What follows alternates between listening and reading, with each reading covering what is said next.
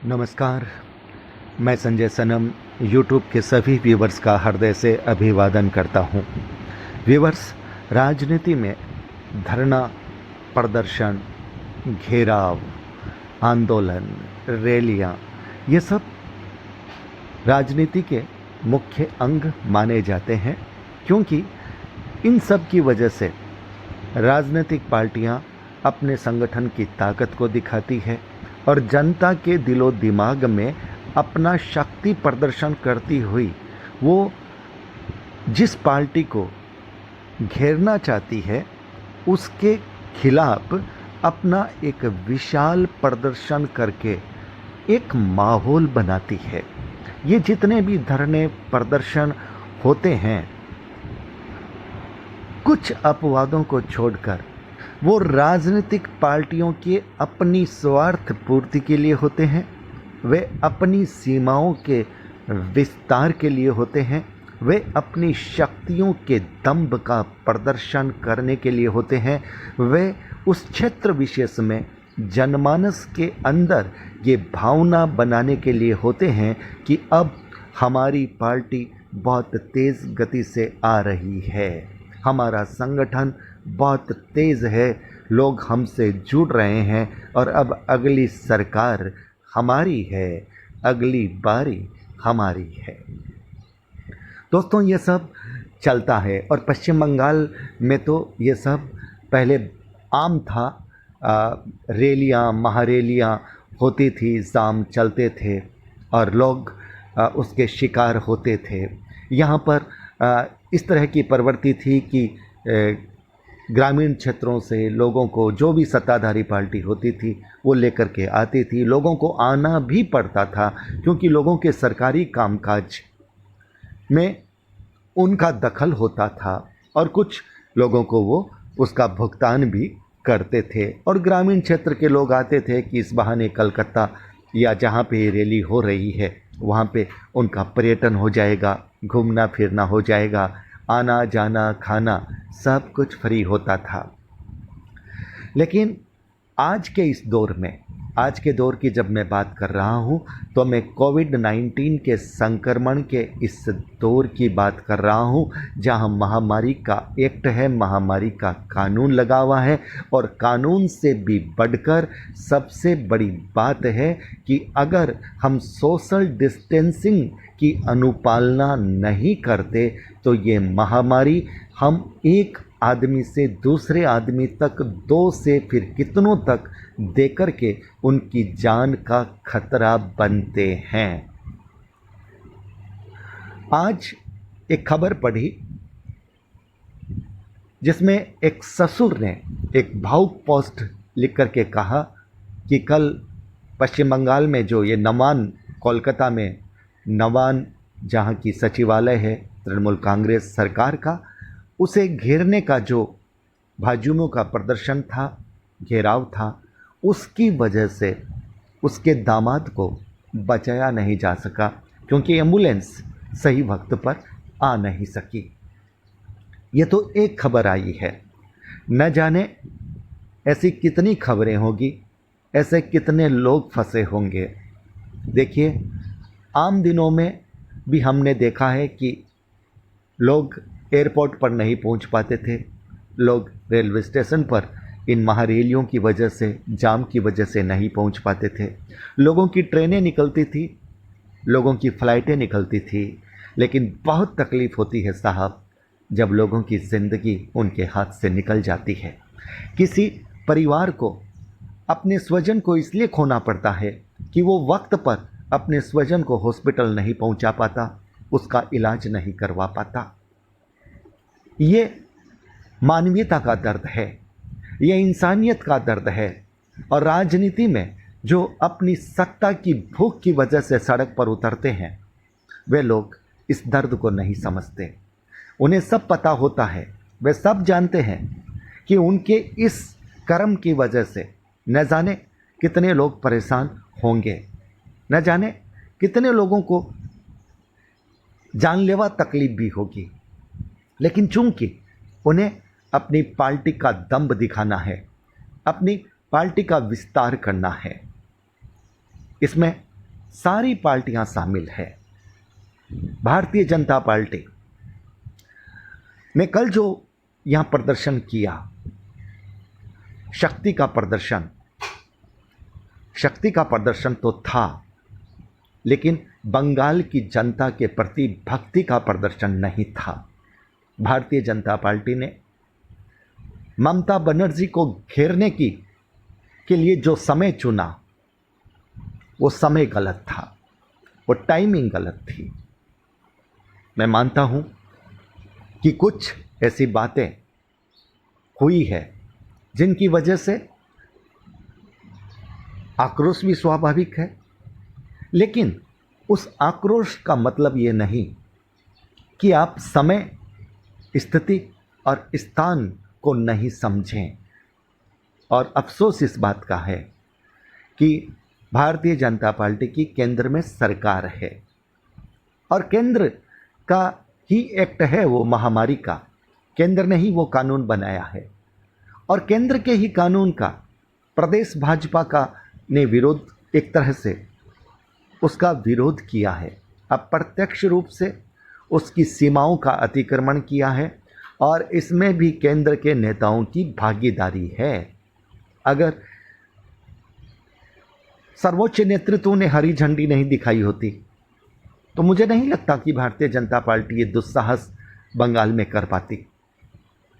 आपने अपना शक्ति प्रदर्शन तो किया, लेकिन आपने ये नहीं सोचा कि इतने लोग जब एक साथ जमा होंगे और ये लोग जब वापस लौटकर अपने अपने शहर, अपने अपने घर की तरफ जाएंगे तो इसका दुष्प्रभाव फिर कोरोना संक्रमण का भी तो हो सकता है।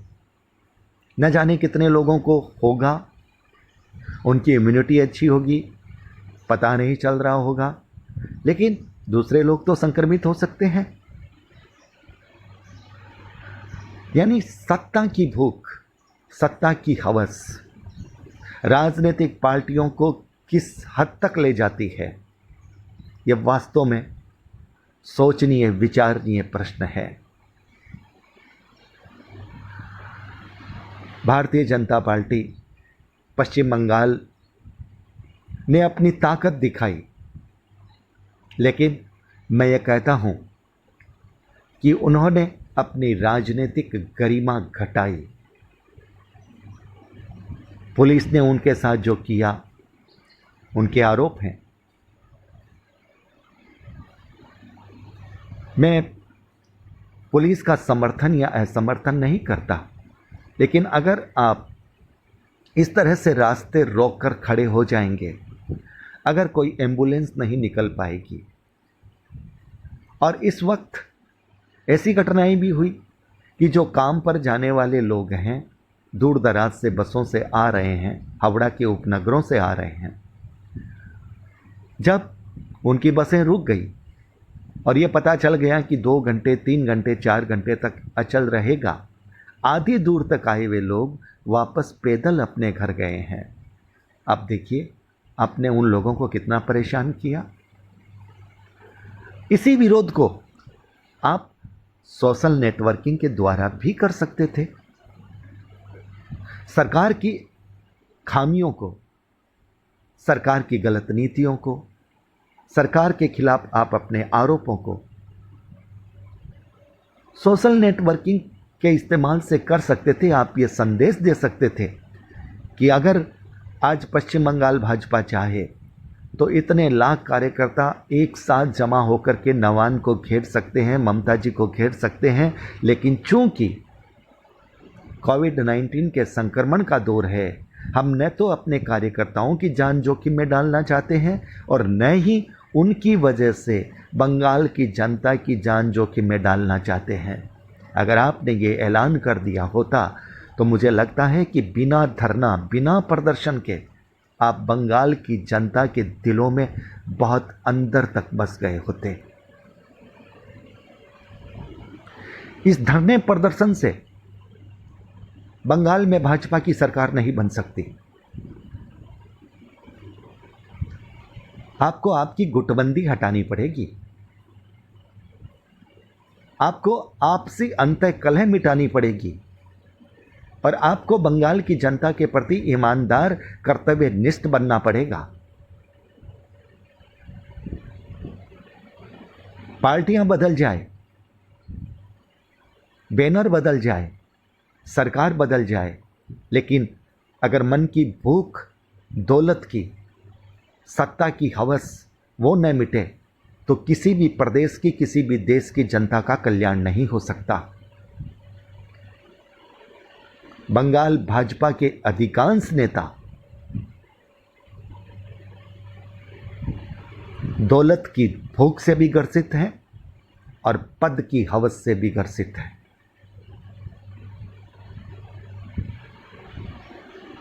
ऐसे नेताओं से किसी भी प्रदेश का कल्याण नहीं हो सकता।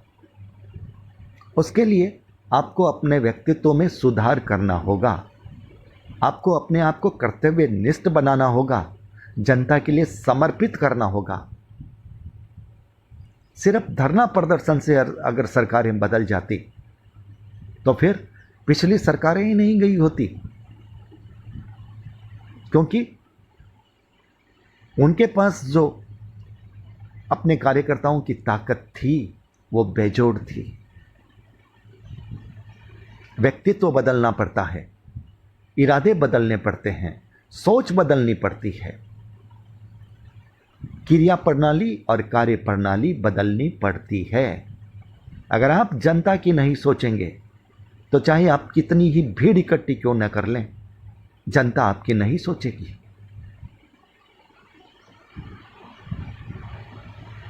बदलाव इस तरह से नहीं होता। जब जनता को आप दुखी करें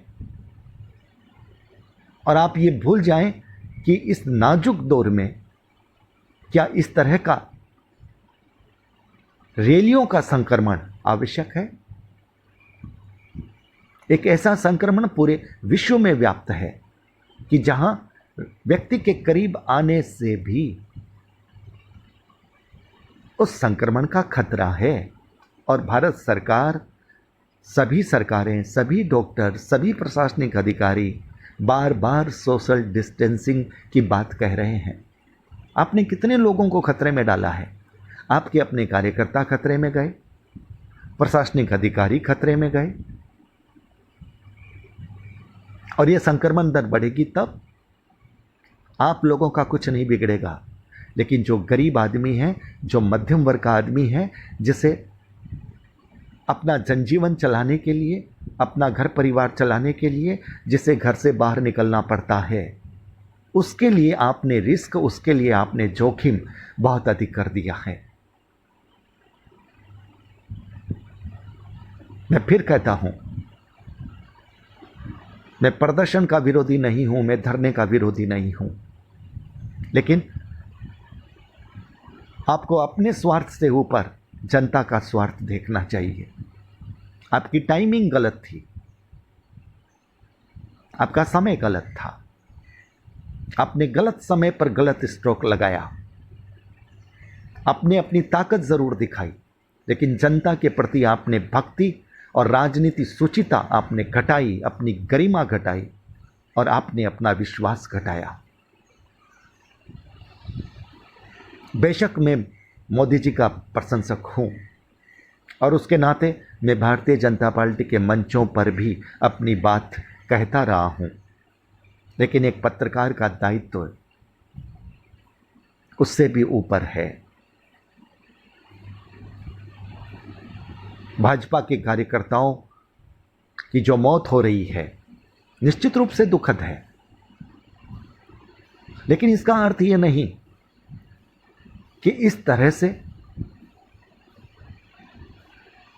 सरकार के विरोध में आप ऐसे समय में वो प्रदर्शन करें जो बड़ा नाजुक समय हो, जिससे लोगों के संक्रमित होने का डर हो। इस समय को आपको टालना चाहिए था। ये प्रदर्शन 4 महीने बाद भी हो सकता था। आपकी ताकत तो आपके पास थी, आपकी मिसाइल तो आपके पास थे, आपके फाइटर प्लेन यानी आपके कार्यकर्ता तो आपके पास थे। उसे तो आप तब भी उड़ा सकते थे। और आज अगर यानी आपने अगर ये कल प्रदर्शन नहीं किया होता, आपने इसे टाला होता, आपने ये कहा होता कि हम जनता के लिए अपना ये विरोध प्रदर्शन नहीं कर रहे हैं,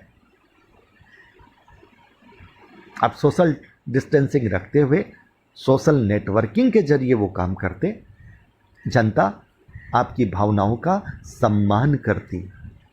जनता के मन में ये होता कि हाँ, ये पार्टी तो है जो सत्ता से ज़्यादा जनता को समझती है, और फिर जनता भी आपके सत्ता में लाने के लिए आपको सत्ता में आने का मार्ग प्रशस्त करती। मेरी शिकायत बंगाल भाजपा और भाजपा के केंद्रीय नेतृत्व से भी है, दोनों से है, क्योंकि केंद्रीय नेतृत्व ने हरी झंडी दी है। अगर उन्होंने रोक दिया होता, एक तरफ मोदी जी बार बार कहते हैं सोशल डिस्टेंसिंग, और दूसरी तरफ आप उन्हीं के नारों की, उन्हीं के उद्घोष की, उन्हीं की अपील की आप लोग खुद धज्जियां उड़ाते हैं। इतनी भूख है सत्ता की, साहब बदलाव ऐसे नहीं आएगा। पहले मन बदलिए, जनता के लिए समर्पण का। बहुत आसान नहीं है सत्ता लानी, क्योंकि आपकी एक चूक जनता के मन को तुरंत बदल देती है। याद रखिएगा ये बात। सत्ता के दीवाने होने से पहले आपको जनता का आशिक होना पड़ेगा, और अगर आप जनता से आशिकी नहीं कर सकते तो फिर आपकी सत्ता के प्रति मोहब्बत कामयाब नहीं हो सकती। मुझे दुख है कि मुझे कड़वे शब्दों के साथ अपनी बात कहनी पड़ी है। कल बोलना था लेकिन मैं नहीं बोला। लेकिन आज जब एक दैनिक पत्र में ये खबर देखी तब फिर रहा नहीं गया। मैं न जाने ऐसे कितने लोग होंगे जो कल की इस घटना से पीड़ित हुए होंगे, न जाने कितनों की जान गई होगी। मैं उन सब के प्रति हृदय से अपनी भावना प्रकट करता हूँ। जो कुछ उनके साथ हुआ वाकई में बहुत गलत था, और मैं ये आशा करता हूँ कि भविष्य में सभी राजनीतिक पार्टियां अपने स्वार्थ के लिए इतनी अंधी नहीं हो जाएगी कि वो जनता के स्वार्थ को भूल जाएगी। अगर आप जनता को भूलेंगे तो वक्त आने पर जनता आपको ठोकेगी। याद रखिएगा। बहुत बहुत आभार, नमस्कार। वीडियो को लाइक कीजिएगा, शेयर कीजिएगा। चैनल पर अगर नए आए हैं तो सब्सक्राइब करना मत भूलिएगा। बेल बटन को दबा दीजिएगा। आप हमारे डिजिटल फर्स्ट न्यूज़ को ज्वाइन भी कर सकते हैं।